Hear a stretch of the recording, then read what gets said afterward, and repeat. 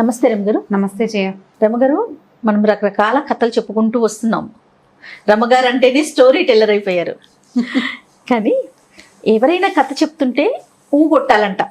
ఈ మధ్య నేను విన్నాను, కథ చెప్పేవాళ్ళు కూడా మధ్యలో ఆపకూడదు, వినేవాళ్ళు కూడా మొత్తం వినాలట. నిజమేనా? తథాస్తు దేవతలు ఉంటారంటారు కదా జయ. తథాస్తు దేవతలు ఎక్కడ ఉంటారు? ఆకాశంలో. ఇప్పుడు కథలు వినేవాళ్ళు కూడా ఆకాశంలోనే ఉంటారు. ఆ కథని కొట్టమని ఎందుకు చెప్తారంటే, ఇప్పుడు కొడుతున్నాం అనుకో నిద్ర రాదు. కథలు సాధారణంగా ఎప్పుడు చెప్పుకుంటాము? పనిపాట మానేసి మధ్యాహ్నాలు పొద్దున చెప్పుకోం కదా. రాత్రి భోజనాలు అయ్యాక పడుకునే ముందు కథ చెప్పుకుంటాం. ఈ పడుకునే ముందు రాత్రిళ్ళు కథ చెప్పుకునే విధానాన్ని ఫారినర్స్ అంతా కాపీ కొట్టి బెడ్ టైమ్ స్టోరీస్ కింద మార్చారు దాన్ని. రాత్రి పడుకునే కాపీ కొట్టేశారు. మనది అసలు ఇక వాళ్ళది కానే కాదు, వాళ్ళవి ఏవి వాళ్ళవి కదని మనమే మన దగ్గర నుంచి పట్టుకుపోయారు, మనం మర్చిపోయాం, వాళ్ళు వాడేసుకుంటున్నారు. పైగా బెడ్ టైమ్ స్టోరీ అనేది చాలా ఇంపార్టెంట్ గా వాళ్ళు స్కూళ్ళల్లో చెప్తారు, తప్పకుండా చేయాలని. మనం చేసేవాళ్ళం ఇది వరకు. భోజనాలు చేసేస్తాం రాత్రి. ఎవరైనా పెద్దవాళ్ళు ఉంటే కథ చెప్తే మిగిలిన వాళ్ళందరూ కొడుతూ ఉంటారు. మధ్యలో ఏరా ఆగిపోయి కొట్టట్లా అని కొట్టిస్తారు. ఈ కొడుతూ ఉన్నట్టు ఉంటే చెప్పే వాళ్ళకి ఆసక్తికరంగా ఉంటుంది. మొదటిది. ఇప్పుడు కొడుతూ ఉంటే అంటున్నామంటే వింటున్నట్టే కదా, ఎంతో కొంత బ్రెయిన్ యాక్టివ్గా ఉండి కథ ఆశాంతం వింటారు. పాత రోజుల్లో ఏం చెప్పేవాళ్ళు అంటే, ఇళ్లల్లో పడుకునే విధానాలు కావు కదా జయ. వాకిళ్లలో పడుకునేవాళ్ళు, వాకిట్లో, పెరట్లో, తర్వాత ఏమో చెట్ల మధ్య, పొలాల్లో మంచల మీద అలా పడుకునేవాళ్ళు. ఈ కథ చెప్పేటప్పుడు ఒకడు కథ చెప్తుంటే ఆకాశంలో గాలిలో కొన్ని శక్తులు ఉంటాయని, అవి మనం చెప్పే కథని అవి కూడా వింటాయని చెప్తారు. ఇప్పుడు కథ ఆశాంతం వింటే కథ ఎండింగ్, కథ కంచికి మనం ఇంటికి అని చెప్తామా?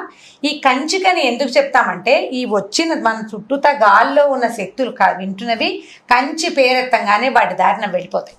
అంటే దేవస్థానం అనా? మరి అమ్మవారు శక్తిపీఠం కదా. శక్తి ఈ కథ కంచికి మనం ఇంటికి అంటే, మేము మా కథ అయిపోయింది, మీరు కంచికి వెళ్ళాలని సరుకులు వాటికి శాస్త్ర జరుగుతుంది, అందుకని వాటి దారిన వెళ్ళిపోతాయి. అందుకని ప్రతి కథకి వెనకాల కథ కంచికి మనం ఇంటికి అని చెప్తాం. దీంట్లో ఒక విశేషం ఏముందంటే, ఆధ్యాత్మిక విశేషం. ఇలా మన ఏ కథనైనా కంచిలో ఉన్న అమ్మవారికి కనుక తెలియచేస్తే మనని ఇంటికే పరిమితం, అంటే మన ఇంటి నుంచి దారి అటు ఇటు పోకుండా ఉండేలాగా ఆమె మన సంగతి చూస్తుందని పెద్దవాళ్ళు చెప్తారు. ఇదొకటి విధానం. ఈ కంచికి అని చెప్పంగానే దైవీ శక్తుల్ని కూడా మన ఎందు ఉన్నాయి అని మన చుట్టూతా గాల్లో ఉన్న వాటికి చెప్పడం కోసమే ఆ వాక్యాలు చెప్పేవాళ్ళు. ఆరు బయట కథలు చెప్పుకునేవాళ్ళు కదా. అయితే దీని మీద ఒక కథ ఉంది జయ, చాలా ఇంట్రెస్టింగ్ గా ఉంటుంది. ఇది చందమామ కథగా కూడా 60s లో కనపడుతుంది. 60, 70లలో 80లలో కూడా ఇలాంటి కథ ఒకటి ఉంది. యాక్చువల్గా ఇది బృహత్ కథల నుంచి తీసుకున్నారు. ఈ కథల గురించి చెప్దాం. ఒక ఊళ్ళోనట ఒక రాజుగారి అబ్బాయి ఉండేవాడు. ఒక రాజుగారికి ఒక కొడుకున్నాడు. వాడు చాలా పొగరుబోతు, తొందరగా నిర్ణయాలు తీసుకునే స్వభావం, చాలా అందంగా ఉండేవాడు. కానీ రాజుకు ఒక్కడే కొడుకు అవటంతో వాళ్ళు ఏం చేసేవాళ్ళు అంటే, వాడు నందంటే నంది, పందంటే పంది, వాడు ఏది అడిగితే అది చేసి, వాడు ఎలా బిహేవ్ చేసినా ఊరుకుని గారాబంతో చేసేవాళ్ళు. అయితే వీడు ఎవరితోటి స్నేహం చేసేవాడు కాదు. కొన్నాళ్ళ తర్వాత వాడికి తనలాగానే ఒకే ఒక కొడుకుండి, బాగా ఆస్తిపాస్తులుండి, తనలాగానే పొగరుపోతుగా లేదా అంటే ఇష్టారాజ్యంగా సంచరించే ఒక కుర్రాడు తగిలేడు. వాడు ఎవడంటే ఒక వైశ్యపుత్రుడు, ఒక వణిక్పుత్రుడు, అంటే వ్యాపారస్తుల తాలూకు కుమారుడు. వాడు చక్కగా ఒకటే పొడుగు, ఒడ్డు పొడుగు, ఒకటే రంగు, చక్కగా అందంగా మనుషులు బాగుండేవాళ్ళు. వీడికి వాడి మీద లై కుదిరింది, నచ్చిందనమాట. ఫ్రెండ్షిప్ చేశాడు. వాళ్ళిద్దరూ ఎప్పుడూ కలిసి ఉండేవాళ్ళు. ఎలా చేసేవాడంటే, రాజుగారు అబ్బాయి తను ఏం కొనుక్కున్నా వర్తక పుత్రుడికి కూడా కొనాల్సిందే. తన భోజనం ఏం వంట చేసుకుని వాళ్ళు తిన్నారో ఆ వంటను అక్కడికి కూడా పంపించేవాడు. అట్లా బాగా స్నేహితుడిగా చూసుకునేవాడు. తనలాంటి వాడేవాడు అనే ఫీలింగ్తో వీళ్ళిద్దరూ కలిసి ఉండేవాళ్ళు. కొన్నాళ్ళకి ఏమైంది, పెళ్ళిళ్ళు చేద్దాం అనుకున్నారు ఈ పిల్లలిద్దరికి. ముందు ఈ అబ్బాయికి వర్తక పుత్రుడికి సంబంధం కుదరంగానే రాజుగారి అబ్బాయి అన్నాడు, నీ పెళ్లి కుదిరింది కదా, నేను కూడా ఫలానా రాజుగారి అమ్మాయిని పెళ్లి చేసుకుంటానని ఒప్పుకున్నాడు. పెళ్లి సంబంధం కుదిరింది. పెళ్లి సంబంధం కుదిరాక ఏమైంది, రాజుగారు అన్నాడు, అబ్బాయి రాజు కొడుకు అందరూ వెళ్ళిపోరు పెళ్ళికి, నువ్వు వెళ్ళి పెళ్లి చేసుకురా, స్నేహితుడితో పాటు వెళ్ళి పెళ్లి చేసుకురా, మేము ఇక్కడ ఉంటాము, నువ్వు తిరిగి వచ్చేసరికి స్వాగత సన్నాహాలు చేస్తామన్నారు. పాత రోజుల్లో అలా జరిగేవి, నాన్నలు ఉండక్కర్లా.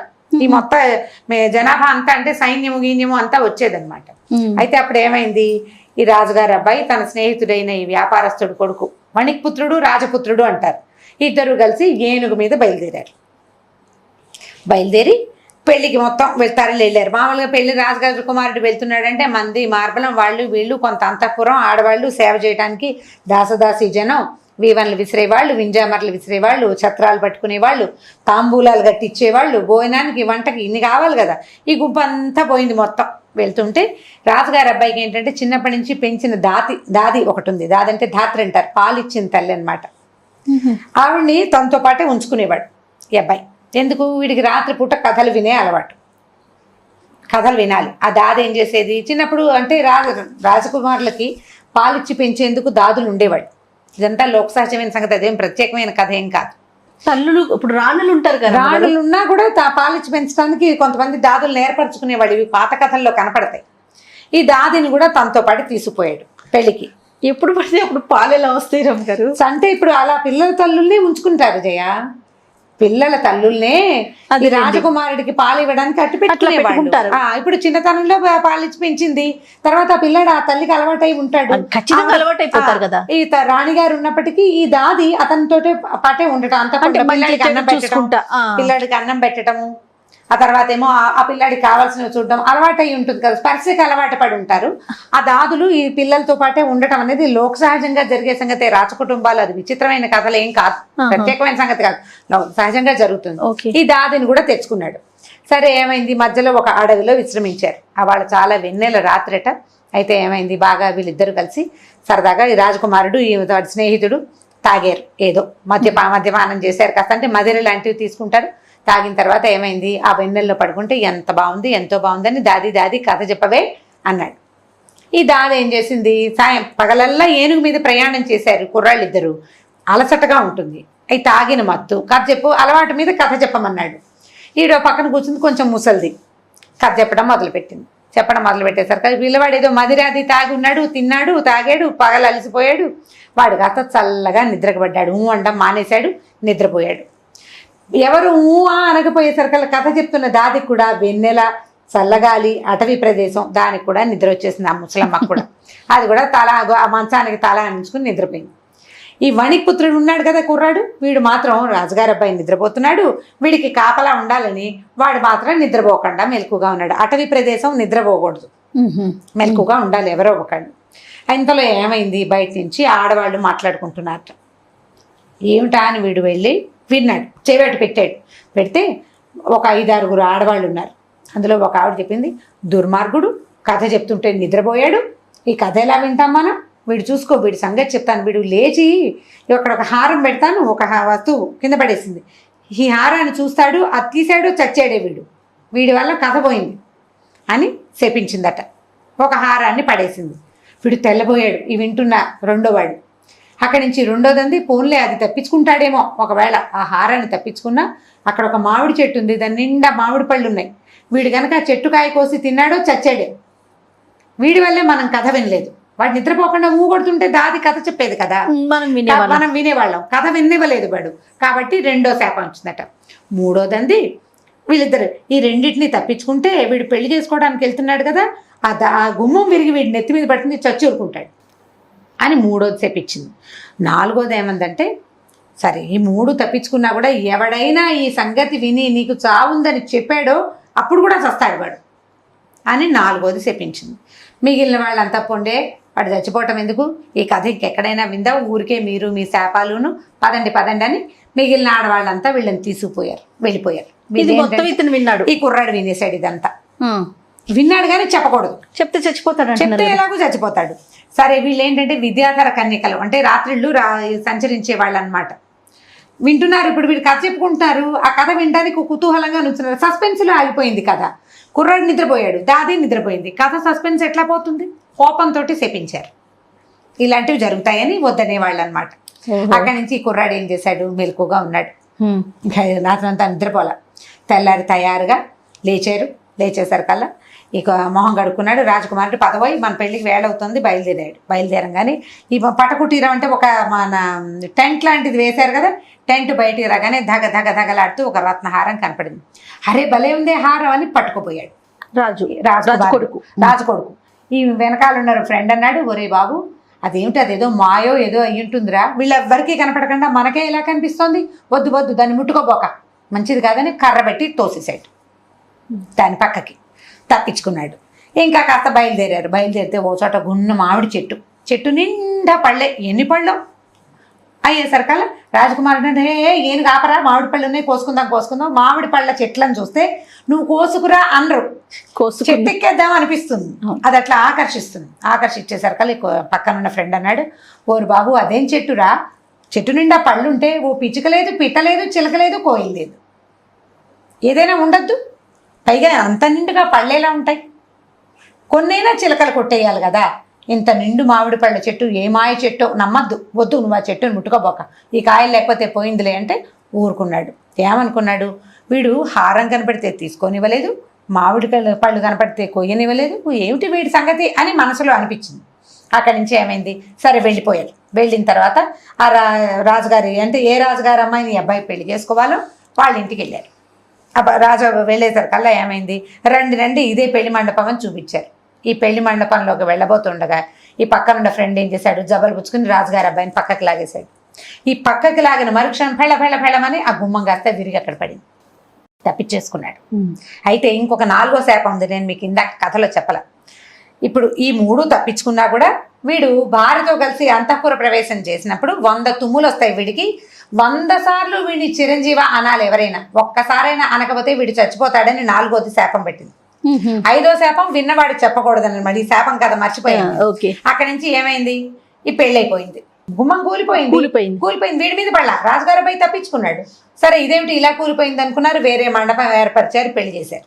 పెళ్లి చేసిన తర్వాత పెళ్ళైపోయాక చీకటి పడింది. సాయంకాలం అమ్మాయిని అంతఃపుర ప్రవేశం చేయిస్తారు కదా, అమ్మాయి రాజకుమార్తె అంతఃపురంలో ఉంది. ఈ రాజుగారి అబ్బాయిని సాయంకాలం చక్కగా పెళ్లికుమారిని బాగా వసంతుడిలాగా అలంకరించి లోపల గదిలోకి పంపించారు, అంతఃపురంలోకి. ఈ అంతఃపురంలోకి రాజకుమారుడు వెళ్తుండగానే ఈ ఫ్రెండ్ ఏం చేశాడు, నాకు వేరే పని ఉందని చెప్పి వెనక నుంచి వెళ్ళి ఆ గదిలో మంచ కింద దాక్కున్నాడు. ఈ రాజకుమారుడు ఇక్కడ పూజలు పునస్కారాలు ఇవన్నీ అయ్యి ఆశీర్వచనాలు దంపతాంబులాలు బోళ్ళని ఉంటాయి, తతంగాలు. ఈ తతంగాలు అంతసేపు తను చూస్తూనే ఉన్నాడు. దాదిని అడిగాడు కూడా, నా ఫ్రెండ్ ఏడి అని. ఎక్కడికో వెళ్ళాడని చెప్పింది, వాడు కనపడలా, లేడు వాడు, ఎందుకంటే వాడు ముందే దాక్కోవడానికి వెళ్ళిపోయాడు.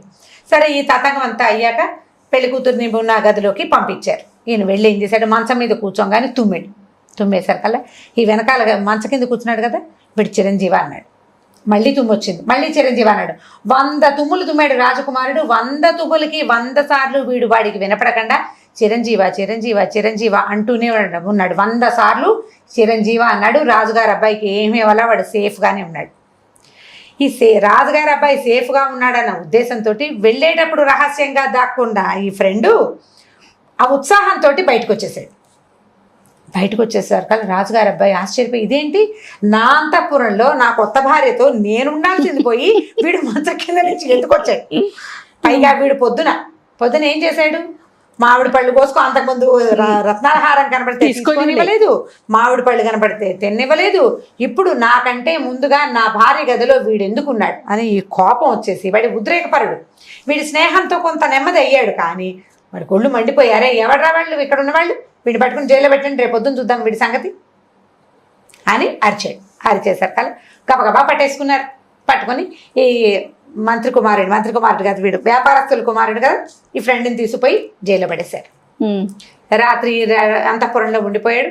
తెల్లారేసరికల్లా వాడిని ఉరిదీయండి అని చెప్పాడు. అయ్యో, ఉరిదీయమంటే వీళ్ళు తలార్లు ఉంటారు కదా తీసుకెళ్లేవాళ్ళు, వాళ్ళు లేపి, ఈయన బాబు మీ సంగతి అయిపోయింది, మీకు ఉరిదీయమని ఆజ్ఞ వచ్చేసిందండి, పదండి అని చెప్పి బయలుదేరితే ఈ అబ్బాయి చెప్పాడు, స్నేహితుడు ఉండండి రా బాబు, నేను రాజుగారి కుమారుడిని ఒకసారి చూడాలి, ఒక వాక్యం చెప్పాలి అతనికి, చెప్పిన తర్వాత ఉరిదిద్దురు కానీ ఆయన ఏం చెప్తాడు, నేను చెప్పుకునే అవకాశం ఇవ్వాలి కదా. రాత్రి నన్ను బంధించారు, ఆయన నన్నేం అడగలేదు, ఇప్పుడు కూడా ఊరేసేస్తున్నారు, ముందు నన్ను మాట్లాడుకొని ఇవ్వండి అంటే వాళ్ళు ఏమనుకున్నారు, వీళ్ళిద్దరూ స్నేహితులు కదా, పాపం అది కూడా కాకుండా ఆఖరి కోరిక తీర్చాలి కదా, అందుకని ఏం చేశారు, ఈ స్నేహితుడిని రాజుగారి అబ్బాయి దగ్గర తీసుకెళ్తే ఇదేం చెప్పాడంటే, నిన్న రాత్రి మనం అక్కడ పడుకుంటే నువ్వేమో కథ చెప్పమన్నావు, నేను వద్దంటున్నా నువ్వు వినలేదు, పడుకుందామంటే విన్నావా, నువ్వేమో కథ చెప్పమన్నావు, దాదేమో కథ చెప్పడానికి కూర్చుంది, నువ్వు సగం విని నువ్వు నిద్రపోయావు, ఇంకో కొంచెం చెప్పి దాది నిద్రపోయింది, అప్పుడు కొంతమంది విద్యాధర కన్యకల దారిలో వెళ్తూ కథ సగం విని వీడి వల్ల కథ వినలేదు కాబట్టి ఈ శాపాలు వీడికని నేను శపించారు, కావాలంటే చూసుకో, నువ్వు ఆలోచించంటే హారం కనపడింది నిజం, మామిడి పళ్ళు కనపడ్డాయి నిజం, వీడికి తప్పిస్తే ఎవరికి కనపడలే, అవి గుమ్మం కూలిపోవటం ఒకటి తార్కాణంగా కనపడుతుంది, తను 100 తుమ్ములు తుబ్బటం కూడా నిజంగానే కనపడింది, దాంతో సరే ఇతను ఆలోచించుకుని సరే ఇది నిజమే, ఇవన్నీ జరిగినవే కాబట్టి తన స్నేహితుడిని క్షమించేసి తర్వాత మళ్ళీ తన భార్య స్నేహితుడితో కలిసి తన ఊరికి వెళ్ళిపోయాడట. ఇది బృహత్ కథలో ఉంది. ఇప్పుడు కథ కంచికి మనం ఇంటికి. కానీ మరి 4వ శాపం ఇది ఎవరికన్నా చెప్తే చచ్చిపోతారు. తప్పిపోయినాయిగా, ఈ 4 తప్పిపోయినాయి కదా, వాడి మరణం తప్పిపోయింది. తప్పిపోతే ఎవరికైనా చెప్పేయచ్చా? తప్పక ముందు ఒరే ఇదేదో కనపడుతుంది నువ్వు చచ్చిపోతావని చెప్పకూడదు. చెప్పకుండా ఉండటం కోసమే మంత్రికి ఈ అబ్బాయి ఈ స్నేహితుడు 4 విషయాలు అతనికి చెప్పలేదు. ముందే చెప్పినా చచ్చిపోతాడు. అప్పుడు వీళ్ళిద్దరూ ఈ కొత్తగా పెళ్లి చేసుకున్న రాజకుమార్తెతో కలిసి మళ్ళీ వాళ్ళ ఊరికి వెళ్ళిపోయాడు. అప్పటి నుంచి ఈ రాజుగారు అబ్బాయి ఏం చేశాడంటే చాటింపేశాట. మీకు నిద్ర వస్తుంటే కథలు చెప్పించుకోవద్దు, ఇలా విచిత్రమైనవి జరుగుతాయి కాబట్టి నిద్రపోక ముందు అంటే మెలకుగా ఉన్నప్పుడే కథలు చెప్పుకోవాలి, కానీ పడుకునేటప్పుడు అంటే నిద్ర వచ్చేటప్పుడు కథలు చెప్పించుకోకూడదని ఆ ప్రథ అందరికీ తెలిసిందనమాట. సో ఇప్పుడు మనం కథ పూర్తిగా వినాలి. కొట్టమని చెప్తారు, అందుకు అనాలి, అనాలి. అనకపోయామా కథ ఆగిపోతుంది, చెప్పే వాళ్ళకి ఆసక్తిగా ఉండదు కదా, అందుకని కథ పూర్తిగా వినాలని చెప్తారు. ఇది బృహత్ కథలో ఉన్నది ఈ కథ.